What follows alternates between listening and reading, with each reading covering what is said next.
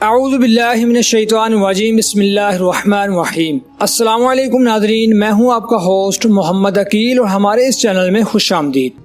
دوستو، دنیا کی دوسری جنگ عظیم کی آگ میں جھونکنے والا یہ اڈولف ہٹلر 16 سال کی عمر تک عام سے چرچ کا پادری بننا چاہتا تھا، لیکن وقت کو کیا معلوم تھا کہ پہلی جنگ عظیم کا یہ مسکانیہ دنیا کی دوسری جنگ عظیم کی سب سے بڑی وجہ کار بنے گا۔ تو دوستو، دنیا جسے جنگ عظیم دوم کے نام سے جانتی ہے،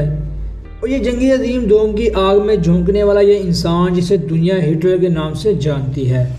اس کے متعلق بہت ہی دلچسپ اور حیران کن باتیں مشہور ہیں۔ دوستو، نظریاتی تاریخ کے صفوں میں دنیا کا ظالم ترین انسان مانے جانے والا یہ شخص جرمنی سے نہیں بلکہ آسٹریلیا میں پیدا ہوا۔ ماں باپ کے مرنے کے بعد یہ ہٹلر روزگار کی تلاش میں اتنا کام عام پینٹر بنا، جو بعد میں چرچ کا پادری بھی رہا، اور بے روزگاری سے تنگ آنے پر اپنے ملک کی فوج یعنی آسٹریلیا میں بھرتی کے لیے اس نے امتحان بھی دیا تھا،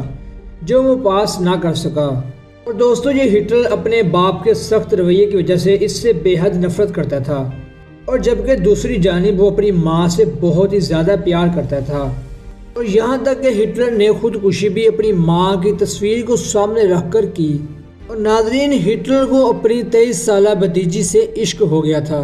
اور جس کی وجہ سے ہٹلر نے اپنی طاقت کے زور پر اپنی سکی بھتیجی سے شادی کرنے کی زبردستی بھی کی،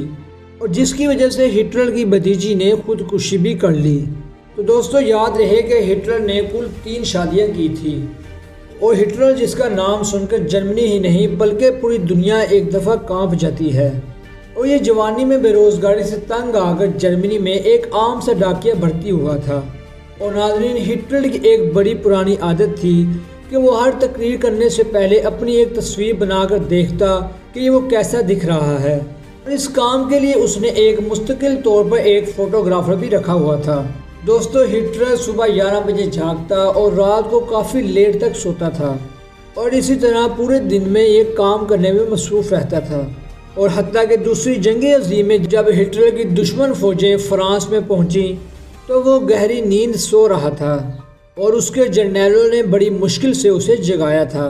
دوستو، لاکھوں نہیں کروڑوں لوگوں کو موت کی نیند سلانے والا خود ہٹلر موت سے اتنا ڈرتا تھا کہ اسے لگتا تھا کہ اس کے کھانے میں زہر ملایا جا سکتا ہے، اور اس لیے اس نے کچھ خاص باورچی کو اپنے کھانے پکانے کے لیے رکھا ہوتا تھا، جو اس کے سامنے کھانا پکا کر پہلے خود کھا کر چیک کرواتے تھے۔ دنیا کا طاقتور ترین انسان سمجھے جانے والا ہٹلر، جسے ملک سے بغاوت کرنے کے نتیجے میں 5 سال سزا بھی ہوئی تھی، مگر وہ صرف 13 مہینے ہی جیل میں رہے، اس کے بعد اس کو ضمانت کے نتیجے میں رہا کر دیا گیا۔ دوستو، ہٹلر کی عجیب مونچھوں کے پیچھے ایک بہت ہی دلچسپ کہانی ہے۔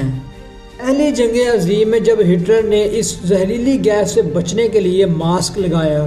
تو اس کی لمبی لمبی مونچھوں کی وجہ سے اس کو ماسک لگانے میں دشواری پیدا ہوئی، جس کی وجہ سے اس نے اپنی مونچھیں اتنی چھوٹی کروا دی اسے ماسک پہنتے ہوئے آسانی ہو، اور اس کے بعد پھر اس نے اپنی مونچھیں کبھی بڑی نہیں کی۔ دوستوں، ماحول ٹی وی کا ماننا ہے کہ نہ کہ ماضی سے منہ پھیرا جا سکتا ہے اور نہ ہی ماضی کے دور کو بدلا جا سکتا ہے۔ ضرورت اس بات کی ہے کہ اچھے ماضی کو یاد رکھ کے خوش رہ سکیں، برے ماضی کو یاد کر کے اس سے سیکھا جائے۔ اور ہٹلر کی کہانی کسی برے ماضی سے کم نہیں، جس سے ہمیں کافی کچھ سیکھنے کو ملتا ہے۔ ناظرین، یہ تھی ہماری آج کی دلچسپ ویڈیو۔ ہم امید کرتے ہیں کہ آپ کو آج کی ہماری ویڈیو پسند آئی ہوگی۔ ویڈیو پسند آنے کی صورت میں ہمارے چینل کو سبسکرائب، ویڈیو کو لائک اور شیئر ضرور کیجیے، اور پاس سے موجود بیل آئیکن کو بھی کلک کر دیجیے تاکہ آپ کو ہماری ہر نئی آنے والی ویڈیو کا نوٹیفیکیشن ملتا رہے۔ اپنے دوستوں رشتہ داروں کے دنوں کے تمام لوگوں کا بہت خیال رکھیے گا۔ پھر ملتے ہیں ایک اچھی اور نئی ویڈیو کے ساتھ، تب تک کے لیے اللہ حافظ۔